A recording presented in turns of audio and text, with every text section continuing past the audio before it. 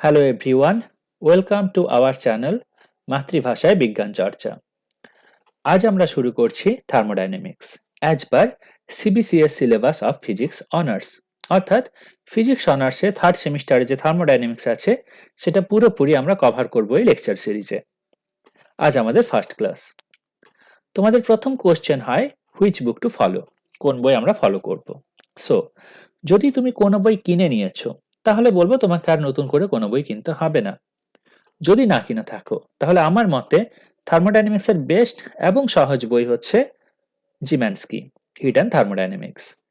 এখন আমি দেখেছি স্টুডেন্টদের এই বইটার নাম বললেই তারা বলে, is this book okay for me, এই বইটা আমার জন্য ঠিক আছে তো? দেখো, সত্যি কথা বলতে বাজারের অনেক বই এই বইটা থেকে কিন্তু টোকা। ঠিক আছে, শুনতে খারাপ লাগলেও এটাই সত্যি। এবং তার মানে এই নয় যে তারা জিম্যানস্কির কঠিন বিষয়গুলো সহজ করে লিখেছে, তা নয়। বরং জিম্যানস্কিতে অনেক সহজ সরল ভাবে অনেক কিছু বোঝানো আছে, তারা কিছু আলাদা করতে গিয়ে অহেতুক কঠিন করেছে। ওকে, সো আমার মতে জিম্যানস্কি হচ্ছে it's the easiest book in thermodynamics. আর আমি তো জিম্যানস্কি ফলো করবোই এখানে, তো দেখোই না একবার ট্রাই করে। ওকে, ভালো বই পড়লে ভালো স্টুডেন্টও হতে পারবে তুমি। Okay, then three things to note down about thermodynamics. থার্মোডাইনামিক্সের ব্যাপারে তিনটে বিষয় তোমাদের যেগুলো মাথায় রাখতে হবে throughout the whole course. First, here we will deal with macroscopic properties of the system. এখানে আমরা সিস্টেমের ম্যাক্রোস্কোপিক প্রপার্টির ব্যাপারে কথা বলবো।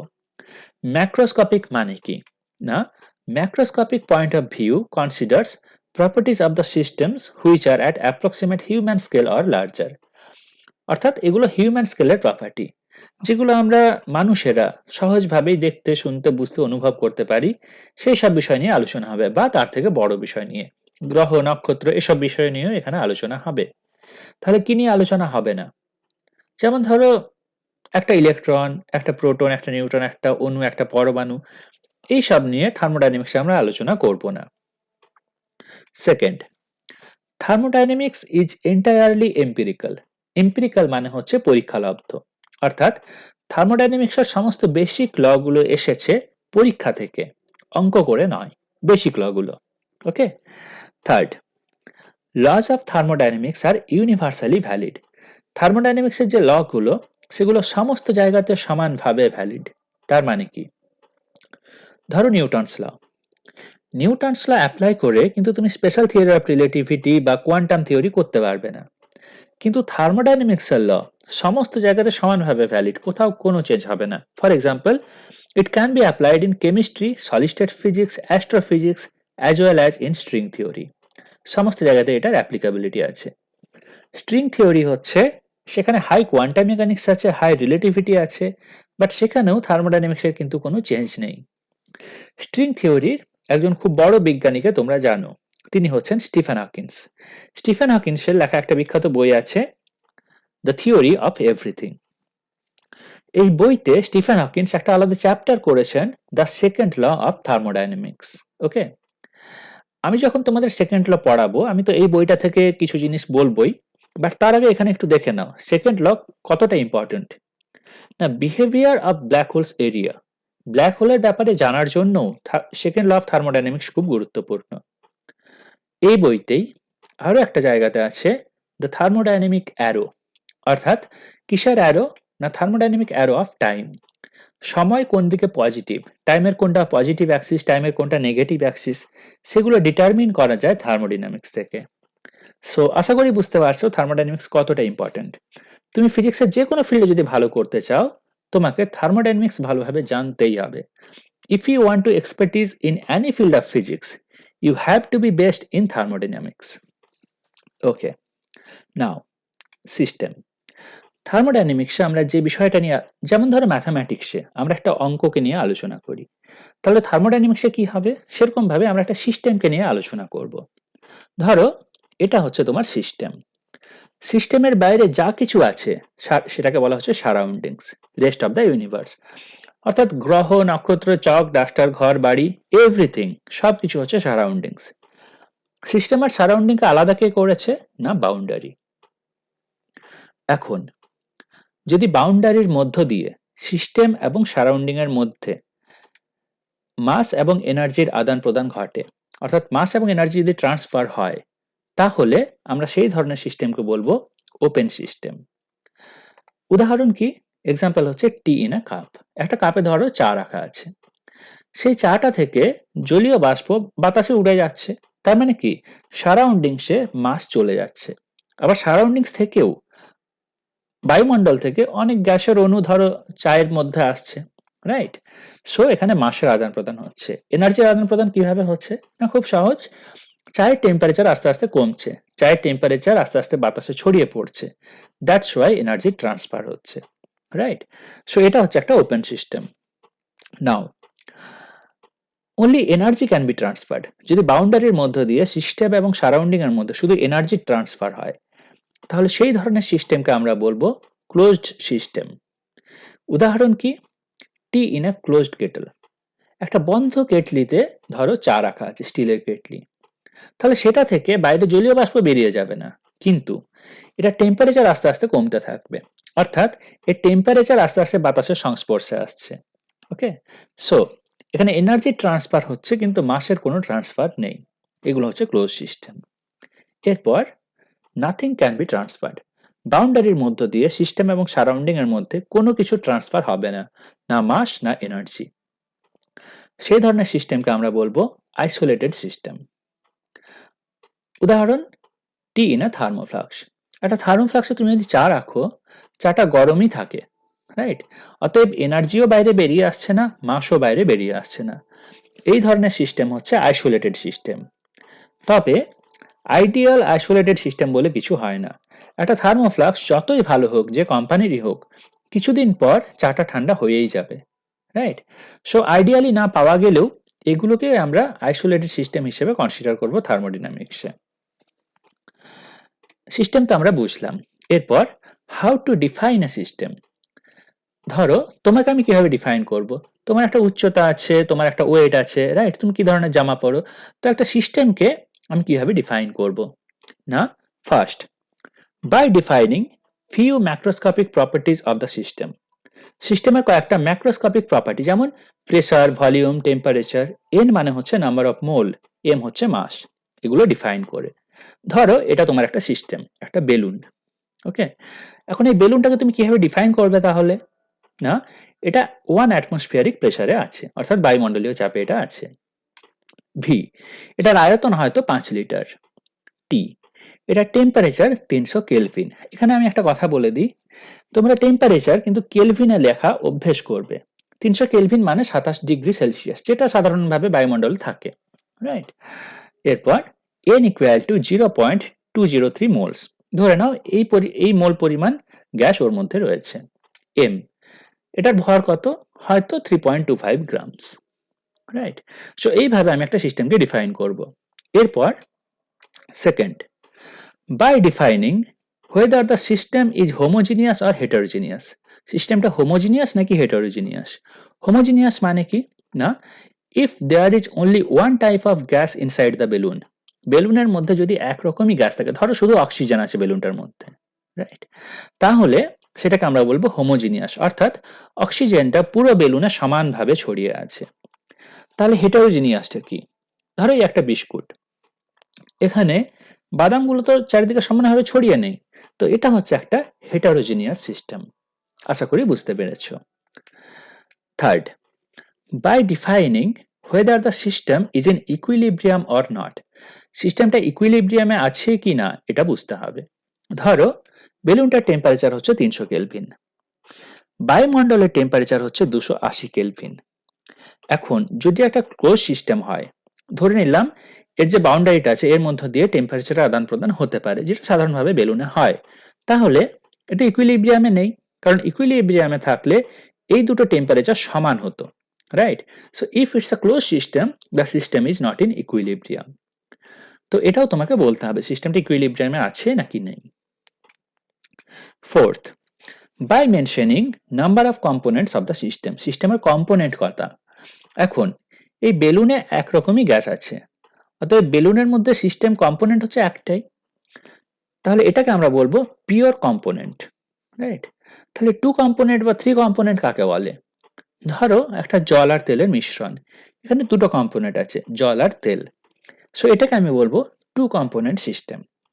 তাহলে একটা সিস্টেমকে এই রকম ভাবে আমরা ডিফাইন করব। আশা করি বুঝতে পেরেছো।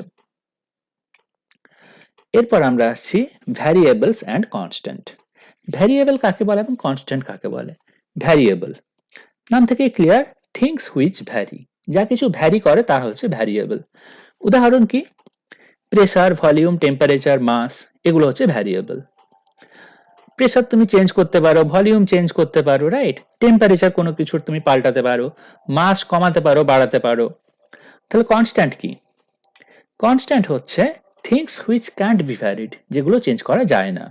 ফর এক্সাম্পল সি, লাইটের গতিবেগ, এপসাইলন জিরো, মিউ জিরো, এগুলো হচ্ছে constant.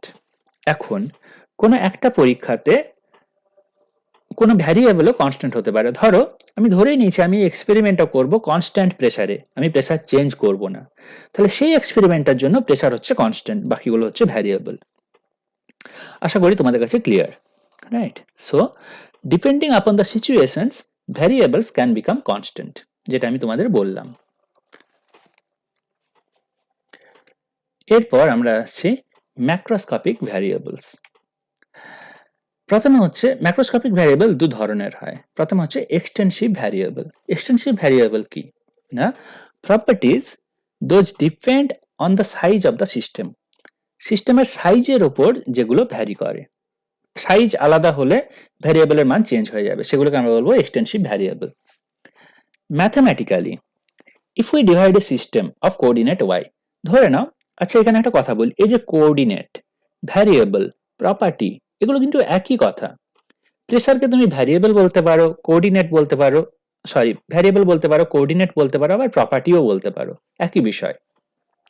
So mathematically if we divide a system of coordinate Y, ধরো একটা যে কোনো একটা ভ্যারিয়েবলের কথা এখানে হচ্ছে ওয়াই, ইন ইকুইলিব্রিয়াম, অর্থাৎ একটা সিস্টেম ইকুইলিব্রিয়ামে আছে, তাদেরকে ইফ উই ডিভাইড, যদি ভাগ করি, ইন টু পার্টস, দুভাগে আমরা ভাগ করলাম, of coordinate y1 and y2, অর্থাৎ সিস্টেমটার ছিল কোঅর্ডিনেটটা y, ভ্যারিয়েবলটা ছিল y, ভাগ করার পরে দু ভাগের হলো y1 আর y2।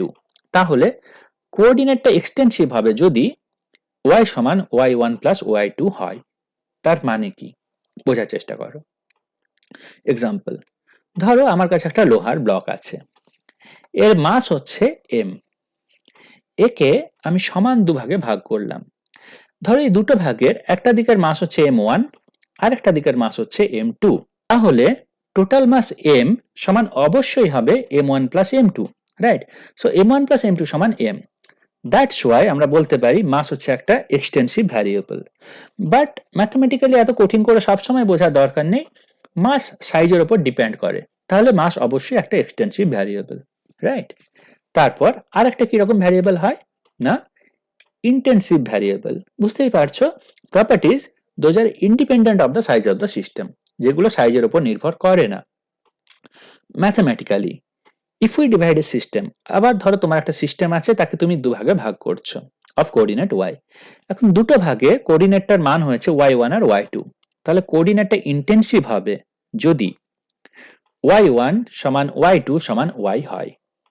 ওকে, বিষয়টা কি হলো বোঝার চেষ্টা করো। এগেন এক্সাম্পল, এগেন ধরো আমার কাছে একটা লোহার ব্লক আছে, এর টেম্পারেচার ধরো T, একে আমি দুভাগে ভাগ করলাম। একটা দিকের টেম্পারেচার হচ্ছে T1 আর একটা দিকের টেম্পারেচার হচ্ছে T2। এখন T1 সমান T2 সমান T, সব টেম্পারেচার গুলো কিন্তু সমান। ধরো তোমার কাছে একটা লোহার ব্লক আছে 60°C, লোহার ব্লকটাকে তুমি ভাগ করে দিলে দুভাগে, দুটো ভাগের টেম্পারেচার তো সেই 60° থাকবে, তাই না? সো টেম্পারেচার হচ্ছে একটা ইন্টেন্সিভ ভ্যারিয়েবল। এখানে আমি তোমাদের একটা হোমওয়ার্ক দিচ্ছি, point out the extensive and intensive coordinates from the following list. নিচের কোঅর্ডিনেট গুলোর মধ্যে বা ভ্যারিয়েবল গুলোর মধ্যে বা প্রপার্টি গুলোর মধ্যে কোনটা এক্সটেন্সিভ এবং কোনটা ইন্টেন্সিভ সেটা তোমরা বলবে। কমেন্ট বক্সে আমাকে জানাতে পারো। Pressure, volume, temperature, density, tension, length, surface tension, area, EMF, electromotive force, electric field, magnetic field, charge এবং চার্জ ডেনসিটি। তোমরা আমাকে বলবে এগুলোর মধ্যে কোনটা এক্সটেন্সিভ এবং কোনটা ইন্টেন্সিভ। ওকে, বেশ, এরপর আমরা আসছি থার্মোডাইনামিক ইকুইলিব্রিয়াম। থার্মোডিনামিক্স, এই কথাটা ভালো করে বোঝার চেষ্টা করো। এর মধ্যে দুটো পার্ট আছে, থার্মো এবং ডায়নামিক্স। থার্মো হচ্ছে থার্মাল পার্ট, ডায়নামিক্স হচ্ছে মেকানিক্যাল পার্ট। ডায়নামিক্স তোমরা পড়েছো classical dynamics, right, rigid body dynamics. So এটা মেকানিক্সের বিষয়, এবং থার্মো পার্ট হচ্ছে থার্মাল পার্ট। এবং তুমি যে সিস্টেমটা নিয়ে আলোচনা করছো, সেই সিস্টেমটার একটা নিজস্ব কেমিক্যাল কম্পোজিশন আছে, রাইট। তাহলে থার্মোডাইনামিক ইকুইলিব্রিয়াম মানে হচ্ছে তিন রকম ইকুইলিব্রিয়ামের সংমিশ্রণ: মেকানিক্যাল ইকুইলিব্রিয়াম, কেমিক্যাল ইকুইলিব্রিয়াম এবং থার্মাল ইকুইলিব্রিয়াম। এই তিনটে ইকুইলিব্রিয়ামই থাকতে হবে। মেকানিক্যাল ইকুইলিব্রিয়াম মানে কি? No unbalanced force or torque, কোনো আনব্যালেন্সড ফোর্স নেই। মানে হয় সিস্টেমটার উপর কোনো ফোর্স কাজ করছে না, অথবা সমস্ত দিক থেকে ফোর্সগুলো পরস্পরকে ক্যান্সেল করে দিচ্ছে, right. So total force acting upon the system is zero. Chemical equilibrium মানে কি? নো কেমিক্যাল রিয়াকশন, কোনো কেমিক্যাল রিয়াকশন ঘটছে না সেই মুহূর্তে, যে মুহূর্তে তুমি মেজারমেন্টটা করছো, বা no change in the amount of reactant or reactive substance, বা বিক্রিয়াজাত এবং বিক্রিয়ক পদার্থে কোনো রকম কোনো চেঞ্জ হচ্ছে না। এটা হচ্ছে কেমিক্যাল ইকুইলিব্রিয়াম। থার্মাল ইকুইলিব্রিয়াম মানে কি? নো এক্সচেঞ্জ অফ হিট, হিটের কোনো তাপের আদান প্রদান হচ্ছে না। এই তিনটে ইকুইলিব্রিয়ামকে একসাথে বলা হচ্ছে থার্মোডাইনামিক ইকুইলিব্রিয়াম। শুধু টেম্পারেচার একই হয়ে গেলে সেটা কিন্তু থার্মোডাইনামিক ইকুইলিব্রিয়ামে নেই, ভালোভাবে বোঝার চেষ্টা করো। তিনটে ইকুইলিব্রিয়ামই থাকতে হবে, তাহলে আমি সেটাকে বলবো থার্মোডাইনামিক ইকুইলিব্রিয়াম। ওকে, তারপর equation of state. Equation of state বিষয়টা কি বোঝানোর জন্য আমি তোমাদের প্রথমে একটা উদাহরণ দিয়ে শুরু করব। এক্সাম্পল, পিভি সমান এনআরটি। এটা হচ্ছে একটা ইকুয়েশন অফ স্টেট, আদর্শ গ্যাসের সমীকরণ। এই ইকুয়েশনটার কি কি বৈশিষ্ট্য দেখো। First, possible only when the system is in equilibrium. একটা সিস্টেমের ইকুয়েশন অফ স্টেট তখনই বলা যেতে পারে যখন সিস্টেমটা ইকুইলিব্রিয়ামে আছে, প্রথমত। তারপর ধরো তুমি পি জানো, এন জানো, টি জানো, আর তো ইউনিভার্সাল কনস্ট্যান্ট, ঠিক আছে। তাহলে প্রেসার, নাম্বার অফ মোল আর টেম্পারেচার যদি তুমি জানো, ভলিউম কি তোমাকে আলাদা করে জানতে হবে? প্রেসার, নাম্বার অফ মোল এবং টেম্পারেচার জানলে তুমি ভলিউম ক্যালকুলেট করতে পারবে। এবং তার থেকেও বড় কথা, প্রেসার, নাম্বার অফ মোল এবং টেম্পারেচার যদি ঠিক হয়ে যায় যে এগুলোই, তাহলে ভলিউম তুমি যা খুশি বসাতে পারো না, ভলিউম সেটাই হবে যেটা ইকুয়েশনে ফিট করবে। অর্থাৎ ভি সমান এনআরটি ডিভাইডেড বাই পি, এটা হতেই হবে, এছাড়া অন্য কিছু হতে পারে না। তাহলে যদি প্রেসার, নাম্বার অফ মোল এবং টেম্পারেচার ইন্ডিপেন্ডেন্ট হয়, তাহলে ভি কিন্তু ডিপেন্ডেন্ট, রাইট। একইভাবে ধরো তুমি ভলিউম জানো, নাম্বার অফ মোল জানো, টেম্পারেচার জানো, তাহলে প্রেসার তুমি যা খুশি বসাতে পারো না, প্রেসার সেটাই হবে যেটা এনআরটি বাই ভি। তাহলে যদি ভলিউম, নাম্বার অফ মোল এবং টেম্পারেচার ইন্ডিপেন্ডেন্ট হয়, তাহলে প্রেসার কিন্তু এগুলোর উপর ডিপেন্ডেন্ট। তাহলে কোনো একটা ভ্যারিয়েবল অবশ্যই, অ্যাটলিস্ট কোনো একটা ভ্যারিয়েবল অবশ্যই ডিপেন্ডেন্ট হয়ে যাবে। অর্থাৎ বলা যায় ইকুয়েশন অফ স্টেট কোনো একটা ভ্যারিয়েবলের, ধরো ইকুয়েশন অফ স্টেট নেই, আলাদা করে তুমি প্রেসার মেজার করছো, সেখানে তুমি যা খুশি প্রেসার বসাতে পারো, রাইট। সেখানে প্রেসার ইন্ডিপেন্ডেন্ট, সেখানে প্রেসার কারোর উপর ডিপেন্ড করে না। কিন্তু যখন তুমি ইকুয়েশন অফ স্টেটে আসছো, তখনই প্রেসার, ভলিউম, নাম্বার অফ মোল এবং টেম্পারেচার উপর ডিপেন্ড করে। তাহলে ইকুয়েশন অফ স্টেট, ইওএস মানে হচ্ছে equation of state. EOS stills independency of at least one variable, কোনো একটা ভ্যারিয়েবলের ইন্ডিপেন্ডেন্সিও চুরি করে নেয়, রাইট।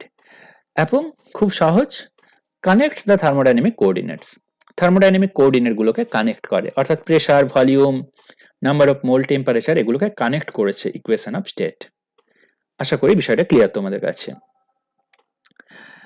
ডেফিনেশন, এরপরে আমরা আসি ডেফিনেশনে। ডেফিনেশন কি না, equation of state is an equation of equilibrium which connects the thermodynamic coordinates and makes one of them dependent, কোন একটা থার্মোডাইনামিক কোঅর্ডিনেটকে ডিপেন্ডেন্ট করে দেয়, যেটা আমি তোমাদের বোঝালাম।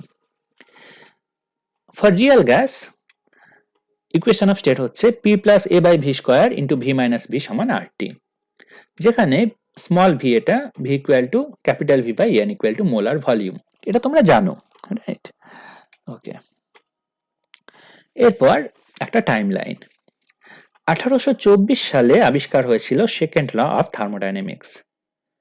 তাহলে ফার্স্ট ল কখন হয়েছে? নিশ্চয়ই এর আগে হওয়া দরকার, কিন্তু ফার্স্ট ল আবিষ্কার হয়েছে, আচ্ছা, সেকেন্ড ল অফ থার্মোডাইনামিক্স এন্ট্রপিকে ডিফাইন করে। ফার্স্ট ল আবিষ্কার হয়েছে 1848 সালে, সেকেন্ড ল এর পরে। সেকেন্ড ল আবিষ্কার হয়ে গেল 1824-এ, ফার্স্ট ল হলো 1848-এ। ফার্স্ট ল কি করে না, ডিফাইন্স ইন্টারনাল এনার্জি। এখন ফার্স্ট ল এর পরে যদি একটা ল আবিষ্কার হয় তাকে আমরা কি বলবো? স্বাভাবিক, 1931-এ আবিষ্কার হলো জিরোথ ল অফ থার্মোডাইনামিক্স। এটা ডিফাইন্স টেম্পারেচার, এটা টেম্পারেচারকে ডিফাইন করে। যদিও এটা এই জন্য জিরোথ ল নাম নয়, এটা হচ্ছে বেসিক্যালি একদম বেসিক, এটার উপরে ফার্স্ট ল এবং সেকেন্ড ল দাঁড়িয়ে আছে। তাহলে জিরোথ ল কি সেটা আমরা বোঝার চেষ্টা করব। ধর একটা সিস্টেম আছে এ, একটা সিস্টেম আছে বি, আর একটা সিস্টেম আছে সি। এখন এ সি এর সাথে থার্মাল ইকুইলিব্রিয়ামে আছে, বি সি এর সাথে থার্মাল ইকুইলিব্রিয়ামে আছে। যদি এ সি এর সাথে থার্মাল ইকুইলিব্রিয়ামে থাকে, বি সি এর সাথে থার্মাল ইকুইলিব্রিয়ামে থাকে আলাদা আলাদা ভাবে, তাহলে জিরোথ ল বলছে এ বি এর সাথে অবশ্যই থার্মাল ইকুইলিব্রিয়ামে থাকবে। A and B are also in thermal equilibrium.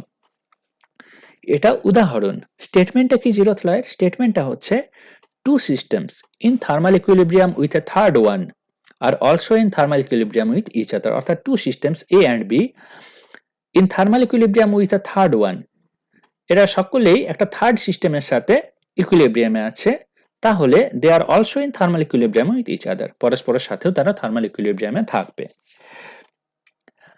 তাহলে এটা একটা খুব সহজ উদাহরণ। ধরো তোমার কাছে দুটো বিকার আছে, এটা হচ্ছে ধরো সিস্টেম এ, আর একটা বিকার আছে সিস্টেম সি। এখন এই দুটো একই টেম্পারেচার আছে কিনা তুমি কিভাবে বুঝবে? অর্থাৎ এটা টেম্পারেচার আদান প্রদান করবে কি করবে না তুমি বুঝবে কিভাবে? ধরো দুটো দূরে দূরে আছে বিকারগুলো, কিভাবে বুঝবে? খুব সহজ, তুমি একটা থার্মোমিটার ইউজ করবে। থার্মোমিটারে তুমি এর উষ্ণতা মাপবে, এর উষ্ণতা মাপবে। যদি দেখো যে এর উষ্ণতা হলো 30 ডিগ্রি সেলসিয়াস, এর উষ্ণতা হলো 30 ডিগ্রি সেলসিয়াস, তাহলে তুমি বুঝবে এই দুটো নিজেদের মধ্যে থার্মাল ইকুইলিব্রিয়ামে আছে। তাহলে এই থার্মোমিটার এখানে হচ্ছে সি, রাইট? তাহলে এ সি এর সাথে থার্মাল ইকুইলিব্রিয়াম আছে, বি সি এর সাথে থার্মাল ইকুইলিব্রিয়াম আছে, তাহলে এই দুটো বিকারও নিজেদের মধ্যে থার্মাল ইকুইলিব্রিয়ামে আছে। ওকে, এরপর এটা কিভাবে টেম্পারেচারকে ডিফাইন করে তাহলে বুঝতে পারলে। আমরা আরো একটু ভালোভাবে বোঝার চেষ্টা করি। দেখো, কনসেপ্ট অফ টেম্পারেচার। ধরো বি এর দুটো কোঅর্ডিনেট আছে x1 y1। ধরে নাও x হচ্ছে প্রেসার, y হচ্ছে ভলিউম, বা আরো অন্য কিছু হতে পারে, নাম্বার অফ মোলও হতে পারে, ঠিক আছে? তাহলে x1 y1 দুটো কোঅর্ডিনেট আছে, sorry x1 dash y1 dash, এটা বি এর। এখন এ একটা সিস্টেম, সেটা আছে x1 y1 স্টেটে। এ বি এর সাথে থার্মাল ইকুইলিব্রিয়ামে আছে। এখন একে আমি ধরো সরিয়ে নিলাম ওখান থেকে, তারপর ওর কোঅর্ডিনেট গুলো এমন ভাবে চেঞ্জ করলাম যে হলো x2 y2, কিন্তু আমি এমন ভাবেই চেঞ্জ করব যাতে সেটা আবার বি এর সাথে থার্মাল ইকুইলিব্রিয়ামে থাকে। এখন ওই দুটো কোঅর্ডিনেটকে আবার আমি একে সরিয়ে নিলাম, তারপর আবার ওই দুটো কোঅর্ডিনেটকে আবার এমন ভাবে চেঞ্জ করলাম যাতে সেটা ওয়ান সেকেন্ড x3 y3 হলো, সেটা ওয়ান সেকেন্ড বি এর সাথে আবার থার্মাল ইকুইলিব্রিয়ামে আছে, ঠিক আছে? তাহলে এই তিনটা আলাদা আলাদা স্টেট, একটাই সিস্টেম, তাদের তিনটা আলাদা স্টেট, কিন্তু তারা তিনটেই বি এর সাথে থার্মাল ইকুইলিব্রিয়ামে আছে। তাহলে কি হচ্ছে? তাহলে এই তিনটে state x1 y1 x2 y2 আর x3 y3, এরা তিনটে পরস্পরের সাথেও থার্মাল ইকুইলিব্রিয়ামে আছে, রাইট? অর্থাৎ তুমি একটা গ্রাফ ড্র করো, সো এখানে এটাই বলছে যে x1 y1 x2 y2 x3 y3 all these three states of A are in thermal equilibrium with the state x1 dash y1 dash of B, B এর সাথে thermal equilibrium. So these three states are also in thermal equilibrium with each other. এখন যদি তুমি একটা graph draw করো x y, একটা মূল বিন্দু আছে 0,0 তে, এই তিনটে পয়েন্ট যদি তুমি দাও x1 y1 x2 y2 আর x3 y3, তাহলে এই তিনটাকে যোগ করলে তুমি একটা মানে একটা রেখা পাবে, একটা বক্ররেখা তুমি পাবে। এই বক্ররেখাকে বলা হয় আইসোথার্ম, রাইট? সো আইসোথার্ম কি? না, একটাই সিস্টেমের তিনটা আলাদা স্টেটকে গ্রাফে তুমি যদি কানেক্ট করো একটা বক্ররেখা দিয়ে, এখানে একটা ব্যাপার, বক্ররেখাটা কিন্তু কন্টিনিউয়াস, রাইট? সো এই রেখাটাকে বলা হচ্ছে আইসোথার্ম। এখন বক্ররেখাটা যে কন্টিনিউয়াস, নিশ্চয়ই কিছু একটা ব্যাপার আছে, তাছাড়া কোথাও তো একটা বেড়ে যেতে পারতো, কোথাও কমে যেতে পারতো। কি এমন জিনিস যার জন্য এটা কন্টিনিউয়াস? কোথাও ডিসকন্টিনিউয়াস হয়নি বা কোথাও হঠাৎ করে বেড়ে যায়নি, কমে যায়নি। কোন বিষয় তাদেরকে একই জায়গাতে রেখেছে? না, সেটা হচ্ছে টেম্পারেচার। এই জন্য নাম হচ্ছে আইসোথার্ম। যেহেতু থার্মাল ইকুইলিব্রিয়ামে আছে, অর্থাৎ টেম্পারেচার একই থেকে গেছে তিনটের। টেম্পারেচার একই থাকলেই শুধুমাত্র এই ইকুইলিব্রিয়ামটা সম্ভব। আগের উদাহরণে তোমরা দেখেছো থার্মোমিটারের ক্ষেত্রে, right? So temperature of a system is a property that determines whether or not a system is in thermal equilibrium with other system. Temperature হচ্ছে সিস্টেমের সেই প্রপার্টি যেটা ডিটারমিন করে যে ওই সিস্টেমটা অন্যান্য সিস্টেমের সাথে থার্মাল ইকুইলিব্রিয়ামে আছে নাকি নেই। ওকে, থ্যাঙ্কস। আজকে এই পর্যন্তই। পরের ভিডিওতে আমরা আবার নতুন কিছু শিখবো থার্মোডাইনামিক্সের ব্যাপারে। তোমাদের সিলেবাস অনুযায়ী আমরা আগাবো। সো টিল দেন আমাদের সাথে কানেক্টেড থাকো। Thank you.